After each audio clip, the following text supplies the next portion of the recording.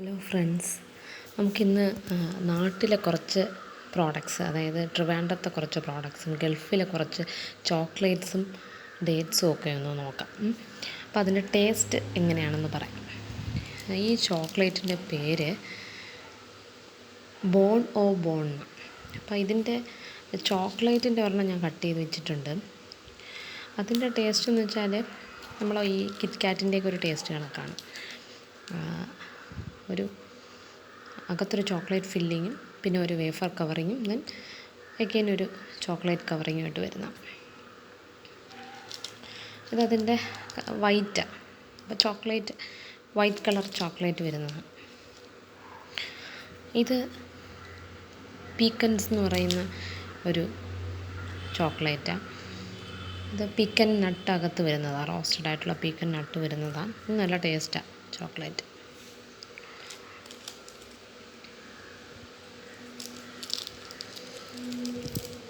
ഇത് വന്നിട്ട് മേഴ്സി എന്ന ചോക്ലേറ്റാണ്. ഇതിൻ്റെ പല വെറൈറ്റീസ് ഉണ്ട്.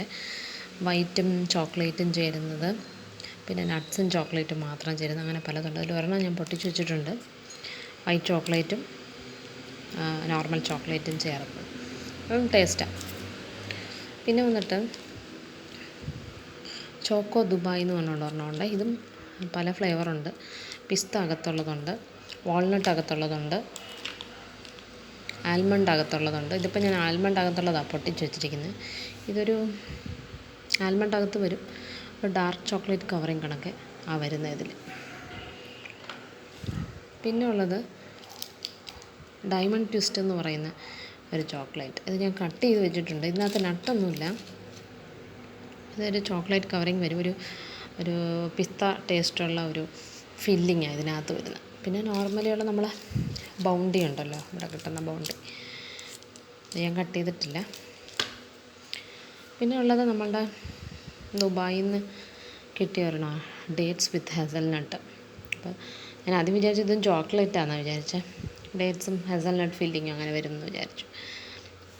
അതിനകത്ത് ഇങ്ങനെയായിരുന്നു നമ്മളുടെ ഡേറ്റ്സിനകത്ത് ഹാസൽനട്ട് വെച്ചിരിക്കുന്നത്. ഇതൊരു ടേസ്റ്റിയാണ്. നമ്മൾ ചോക്ലേറ്റ് നട്ട്സ് വെച്ച് കഴിക്കുന്ന പോലെ ഒരു ടേസ്റ്റാണ്. നട്ട്സും ഡേറ്റ്സും ഒരുമിച്ച് കഴിക്കണം, എങ്കിലേ ആ നട്ടിൻ്റെയും ഡേറ്റ്സിൻ്റെ ആ ഒരു കോമ്പിനേഷൻ അത് കറക്റ്റായിട്ട് കഴിച്ചാലേ നമുക്ക് ആ ടേസ്റ്റ് അറിയാൻ പറ്റും. പിന്നെ ഞാനിത് ഇവിടുത്തെ ട്രിവാൻഡ്രം ലുലു മാളിൽ നിന്ന് പർച്ചേസ് ചെയ്ത ഒരു ജിഞ്ചർ ക്യാൻഡിയാണ്. അപ്പം നോർമലി ഞാൻ സാധാരണ കടകളിൽ നിന്നൊക്കെ വാങ്ങിക്കുമ്പോൾ ജിഞ്ചർ ക്യാൻഡി അത്ര എരി കാണത്തില്ല, ഇഞ്ചിയുടെ എരി കാണത്തില്ല. പക്ഷേ ഞാനിപ്പോൾ ഇത്തവണ ലുലു മാളിൽ നിന്ന് പർച്ചേസ് ചെയ്ത ഈ ജിഞ്ചർ മിഠായിക്ക് നല്ല ടേസ്റ്റാണ്. അത് കറക്റ്റ് എരിയും കറക്റ്റ് ആ ഒരു പഞ്ചസാരയുടെ അളവൊക്കെ കറക്റ്റാണ് കേട്ടോ. ചെറിയ ചുമയൊക്കെ വരുന്ന സമയത്ത് ചെറിയൊരു പീസ് എടുത്ത് വായിലിട്ടാൽ മതി.